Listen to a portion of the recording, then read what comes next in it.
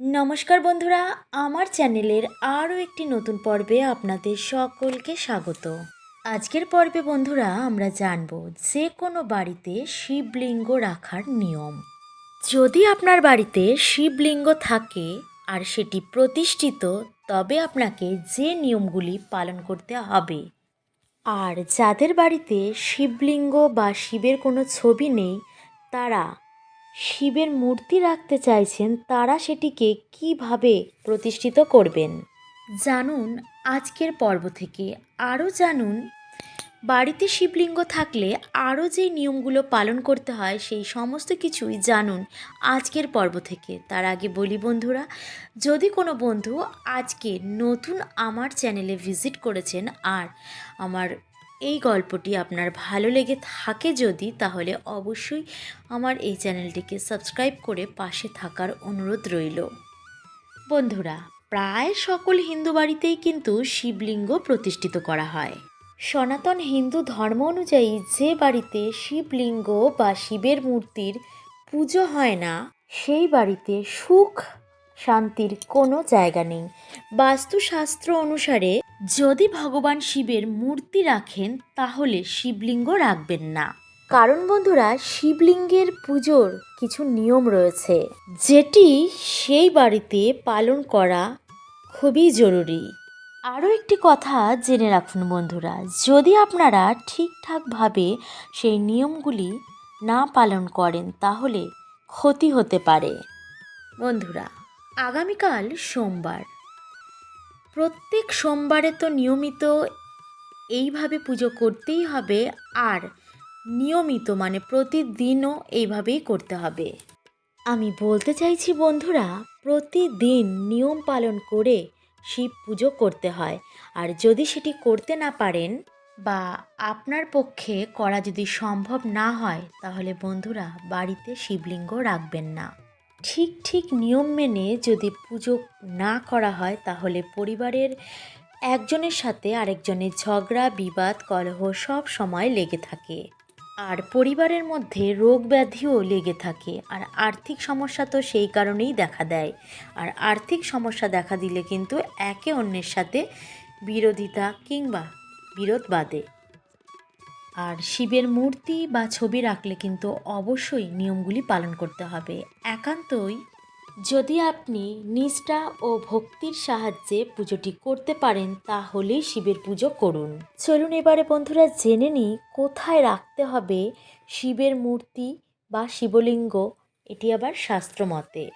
ভালো করে শুনবেন বন্ধুরা, শিবের মূর্তি সব সময় সিংহাসনের উত্তর পূর্ব দিকে, মানে বাড়ির উত্তর পূর্ব দিকে মুখ করে রাখতে হয়। এতে করে পরিবারের ওপর মহাদেবের কৃপা বর্ষিত হয়। জানেন তো বন্ধুরা, আমরা মানুষ, আর আমাদের জীবনে তো খারাপ সময় আসবেই।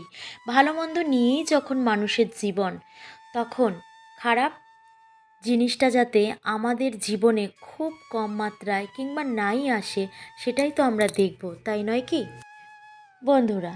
আমাদের জীবনে যাতে খারাপ দিক না আসে, তাই জন্য শিবের মূর্তি সব সময় কিন্তু উত্তর পূর্ব দিকে যেন থাকে, সেটা দেখবেন। আমরা এই বিশাল পৃথিবীতে বাস করি, সেখানে শুধুমাত্রই যে আমাদেরকে একজন মানুষ অন্য মানুষকে ক্ষতি করবে তা নয়, অনেক দিক থেকে কিন্তু আমাদের জীবনে প্রভাব ফেলতে পারে, মানে ক্ষতির প্রভাব ফেলতে পারে। সেই প্রভাব যাতে বেশি না আসে, নাই আসে আমাদের জীবনে, সেটার দিকে লক্ষ্য রেখে এই দিকগুলো মেনে চলতে হবে। সমস্ত দিক যদি মেনে চলা হয়, তাহলে আর্থিক দিক থেকেও উন্নতি হয়, স্বাস্থ্যের দিক থেকেও কিন্তু উন্নতি হয়। আর একটি কথা বন্ধুরা মনে রাখবেন, শিব ঠাকুরের মূর্তি বা ছবি বা শিবলিঙ্গ কখনোই কিন্তু মেঝেতে বা ফাঁকা জায়গায় রাখবেন না। বলতে চাইছি, শিব ঠাকুরের নিচে যেন কোনো কাপড় পাতা থাকে। শিব ঠাকুরের মূর্তি বা শিবলিঙ্গটি যেখানে রাখবেন, সেইখানটা খুব ভালো করে পরিষ্কার পরিচ্ছন্ন করে রাখবেন। এটা তো বলার কোনো কথা নয় বন্ধুরা, কারণ আমরা ঠাকুর মন্দির বা সিংহাসন যখন ঠাকুর রাখি, তখন কিন্তু তার চারিপাশটা পরিষ্কার পরিচ্ছন্ন করেই দেবতাকে সেখানে বসাই, তাই না? আর শিবলিঙ্গটি যেখানে রাখবেন, সেই জায়গাটা একটু উঁচু করে সেখানে কিন্তু একটি বেদি মতো তৈরি করবেন। আর সেই বেদিটির ওপরে একটি সাদা কাপড়ের টুকরো বা সুন্দর আসন রাখবেন, তার ওপরে শিবের মূর্তি বা ছবিটি বসাবেন। চলুন বন্ধুরা, এবারে জেনে নেওয়া যাক কী ধরনের শিব বাড়িতে রাখলে বাড়ির মঙ্গল হয়। শাস্ত্র অনুযায়ী বাড়িতে শিবের ধ্যানমগ্ন ছবি বা মূর্তি রাখতে পারেন।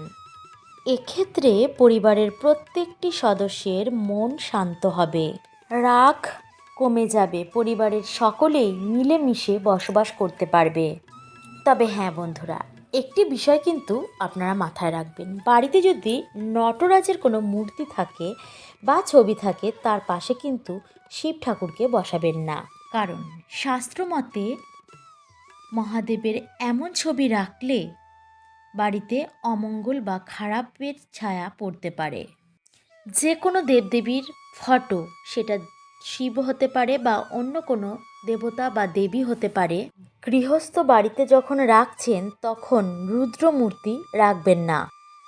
চেষ্টা করবেন কোমল শান্ত মূর্তি রাখার, কারণ কোমল এবং শান্ত মূর্তির দেবতা বা দেবীর ফটো রাখলে বাড়িতে শান্তি বজায় থাকে।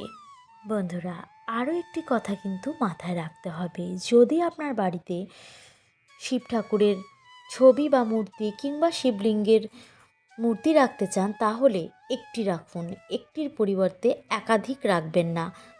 একাধিক রাখলে ভালোর থেকে কিন্তু খারাপের প্রভাবটা পড়তে পারে। আর একটি কথা কি বন্ধুরা, বেশি করে মূর্তি রাখলেই যে ভগবান শিব বা অন্য কোনো দেবতা বা দেবী আপনাকে বেশি করে আশীর্বাদ করবে সেটা নয়, কিন্তু এটা করলে বাস্তুদোষ হয়ে থাকে। তাই বলছি বন্ধুরা, এই ভুল ধারণা থেকে বেরিয়ে আসুন, বাড়িতে একটি শিবলিঙ্গ রাখুন কিংবা শিবের ফটো রাখুন। আচ্ছা বন্ধুরা, আজকের ভিডিওটি আপনাদের কার কেমন লাগলো অবশ্যই কিন্তু আমাকে কমেন্ট করে জানাবেন। তো আজকের মতো এই পর্যন্তই, আবার দেখা হচ্ছে অন্য একটা নতুন পর্বের সাথে। ততক্ষণ ভালো থাকবেন, সুস্থ থাকবেন, নমস্কার।